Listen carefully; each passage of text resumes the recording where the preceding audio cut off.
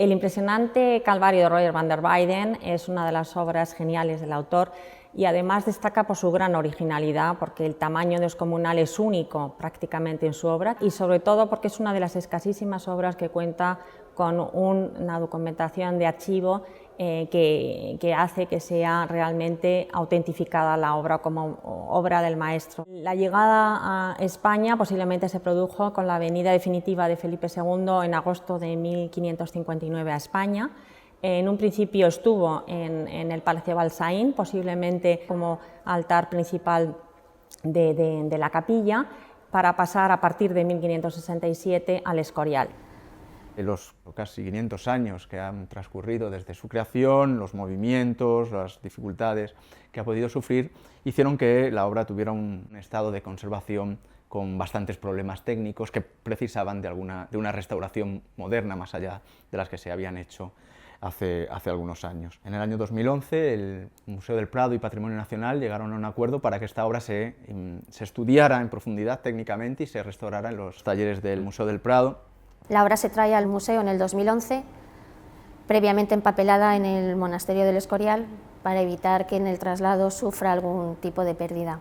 Una vez que llega aquí al Museo del Prado, lo que se le hace es una documentación fotográfica, no solo de luz natural, sino también con infrarrojos, ultravioletas y rayos X. Y con toda esta documentación y algunas tomas de muestras primeras, podemos determinar el trabajo a efectuar. El grado de conservación del cuadro era mucho peor de lo que parecía. Pudimos ver en la radiografía que hay dos zonas que claramente no tienen nada que ver con daños de conservación, sino que eran daños provocados por un accidente. Y no solamente eso, sino que la reparación que se hizo a la hora de unir este puzzle, porque el cuadro al caerse se debió fracturar en varias partes, y se fijaron con clavos.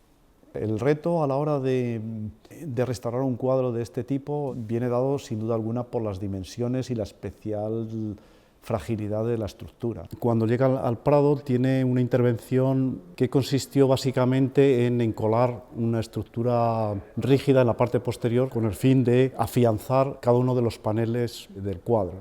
Lo que provocó fue una serie de tensiones internas que se manifestaron en creación de nuevas grietas. Pero además es un cuadro que no conserva el marco original, un cuadro que pesa 150 kilos seguramente. En la zona baja del cuadro hay un panel que tiene en algunas zonas solo 5 milímetros y hace que lógicamente sea muchísimo más frágil de lo que en origen debía ser. Se dividió el trabajo en dos fases. Una primera fase previa que consistía en preparar la tabla para el tratamiento del soporte. Había estucos coloreados, estucos lisos, estucos rugosos, estucos picados. Una vez eliminado todo esto que distorsionaba, se ha hecho un sentado de color para preparar la tabla a la hora de la intervención del soporte, ya que tenía que darse la vuelta y estar boca abajo. Una vez que se hizo la limpieza, pudimos observar que, aparte de la grieta central que está a la altura de la rodilla de Cristo y que dividía el soporte en dos mitades, todos los paneles estaban totalmente divididos. Aprovechamos que el cuadro estaba dividido en dos mitades para cortar la parte posterior del armazón y poder dividir fácilmente el soporte. Entendiendo muy bien cuáles son los problemas, lo primero que hicimos fue retirar la tela de saco que tenía el soporte en la parte posterior. Una vez separados cada uno de los paneles, conviene limpiar todo esto muy bien porque difícilmente podemos encolar de una forma fiable, ¿no? Pero había otras muchas grietas. Hemos utilizado una técnica que lo que consiste es en realizar una incisión en V lo más cerca posible de la preparación de la pintura, realizada desde atrás, e introducimos unas piezas en forma de cuña que lo que hacen es ir reinjertando, ir como cosiendo este tipo de fracturas. Pero por otro lado teníamos también el problema de toda la cantidad de material que se había retirado cuando se habían encolado las estructuras para reforzar el soporte en la parte posterior. En este caso lo que hemos hecho es reinjertar también con pequeñas piezas todos los faltantes. Tiene un componente no solamente estético, también es un componente estructural, porque refuerza considerablemente cada uno de los paneles. Una vez que tenemos el cuadro unido, teníamos que diseñar un elemento que fuese lo suficientemente estable, pero a la vez que permitiese movimientos tridimensionales del cuadro.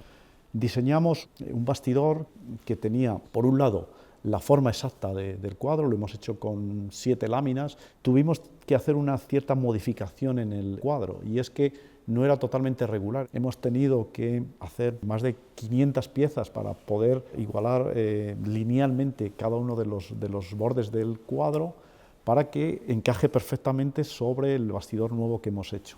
La forma de conectar el bastidor al cuadro es siempre a través de muelles. Este es el prototipo de la estructura que tiene el cuadro por la parte posterior. Es un elemento que cumple las premisas que siempre pedimos cuando diseñamos un elemento de este tipo, es decir, tiene que adaptarse a los movimientos tridimensionales de la madera. La forma de conectar el taco al muelle es un tornillo que es de nylon, es un material muy resistente, pero es totalmente flexible. Es una novedad que hemos introducido en este sistema que nunca se había hecho antes, ¿no? La verdad que fue muy gratificante ver que poníamos el bastidor, con ayuda de la brigada levantábamos el cuadro y no había ningún problema. Tras la intervención del soporte empezamos a hacer lo que era la verdadera restauración de la capa pictórica. Entonces, en esta fase lo que hemos hecho ha sido una primera limpieza, una limpieza general de arriba abajo, para eliminar los barnices oxidados. Y una vez eliminado, conseguimos ya empezar a ver los verdaderos tonos y el verdadero volumen de las figuras. La gran dificultad de esta obra era que había muchísimas intervenciones de diversa calidad, diferentes épocas, no todas teníamos una documentación. Entonces, ha habido que hacer todo un estudio previo, ir levantando, marcando, señalando los diferentes materiales y si iban a tener una continuidad, si podían permanecer en la tabla. Esta fase fue más delicada y más lenta porque solo se iban a quitar aquellos que no estaban cumpliendo con su función, ni por técnica ni por materiales, pero los que correspondían a una época próxima al artista o con la misma técnica que el artista y que funcionaban con la obra, se dejaron.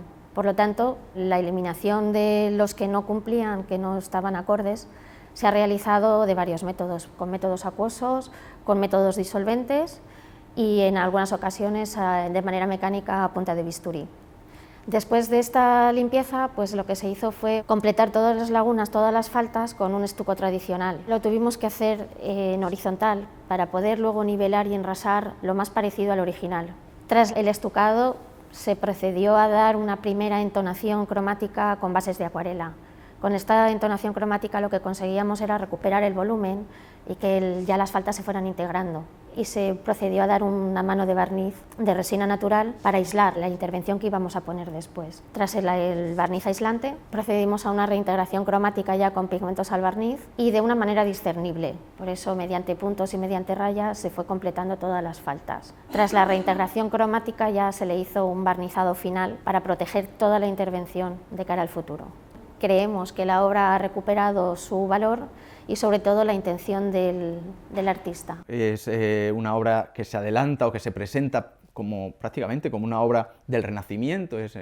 Quizás una de las cuestiones más interesantes de Van der Weyden es que es un artista del siglo XV, pero que trabaja en los Países Bajos, pero con unos conceptos que entendemos son propios de lo que consideramos o conocemos como el Renacimiento. Es además una de las tres piezas fundamentales en el corpus artístico de Roger van der Weyden, junto al Descendimento, que custodia el Museo del Prado, y el tríptico de Miraflores.